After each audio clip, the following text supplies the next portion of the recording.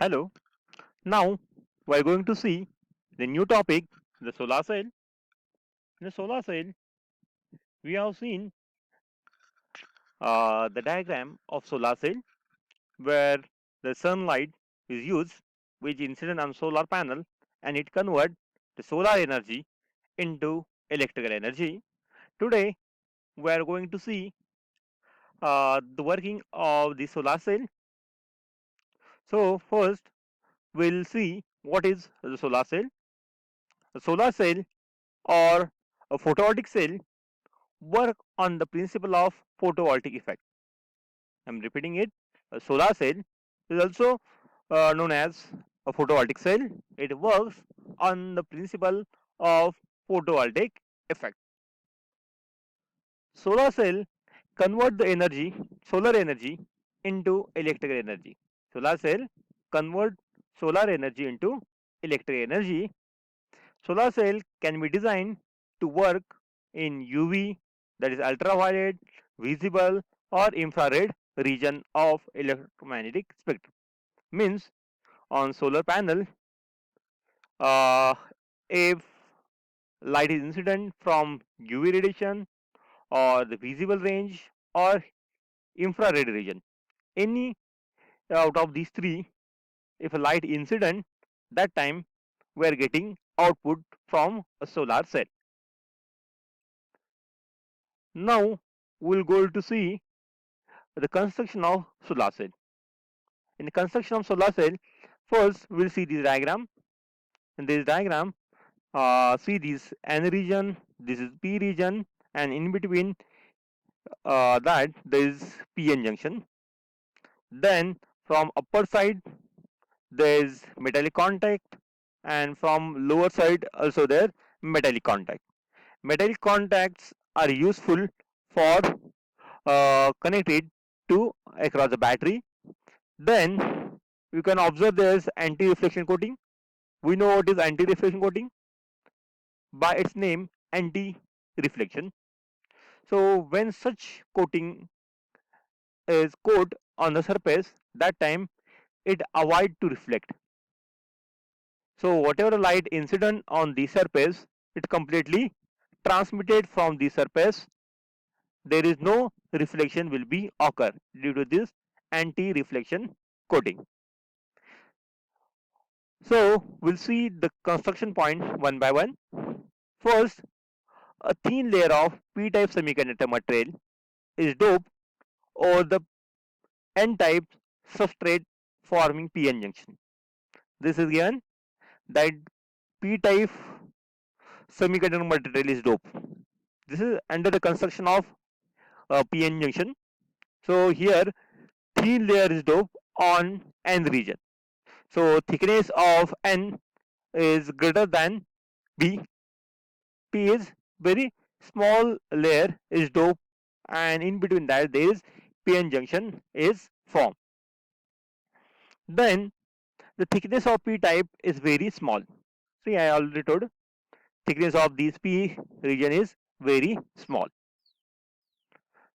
Next, electrical contacts are made over the top and bottom sides.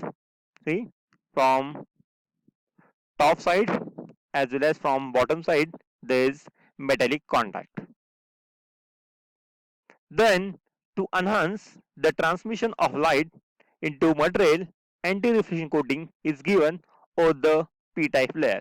See again, over p-type region there is anti-reflection coating. This anti-reflection coating enhance the transmission, means maximum light will be transmitted from p side towards p-n junction, and it avoid reflection. Now we'll see the working of solar cell. For working, see the working energy diagram. Here is p type and here is n type, and in between that the p-n junction is shown. These black solid dots, it shows the electrons, and these hollow dots which indicate the holes. Then there is conduction band, and this is valence band. and in between that there is Fermi level. Okay, when sunlight fall on upper P region, it generates the electron hole pair in both regions. When sunlight falls on upper region P on this side, it generates electron hole pair in both region. Okay. Next, the thickness of P layer is small. We already seen, already see that thickness of P layer is very small. Hence, the probability of recombination of electrons and holes is less, and they immediately reach to p-n junction. As P layer is small, the probability of recombination of electron and holes is less, and they immediately reach to these p-n junction. This layer is very small, so directly electrons and holes comes to p-n junction. At the junction, barrier potential attracts electrons. At the junction, barrier potential attracts electrons from p region into n region and holes from n region to p region. So there is recombination at barrier potential. This leads to increase the number of holes on p region and electrons in n region. What is the output of this? These lead to increase the number of holes on p region and electrons in n region. The accumulation of charges on two sides of the junction produce a voltage. Due to this accumulation at the junction produce voltage or EMF. That EMF is known as photo EMF. Why photo EMF? Because that EMF is generated due to photons, or we can say from light. It is known as open circuit voltage and is proportional to intensity of incident light as well as the size of illuminated area.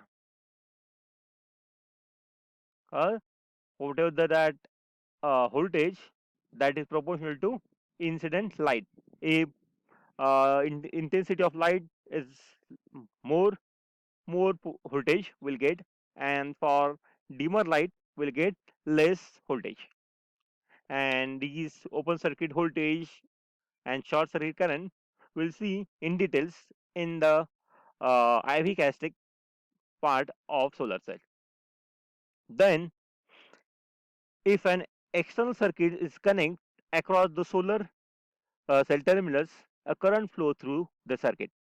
So when we connect any load resistance or any external circuit is connect like LEDs or charging cells or we can say the batteries, that time uh, we'll get output, or we can take that circuit will be run by using this solar cell. In a practical time, you can observe by using the solar panel or solar cell how the FM will be work, or in our lab there is a fan which is run on the solar panel. Okay, this is about the construction and working of solar cell. Thank you.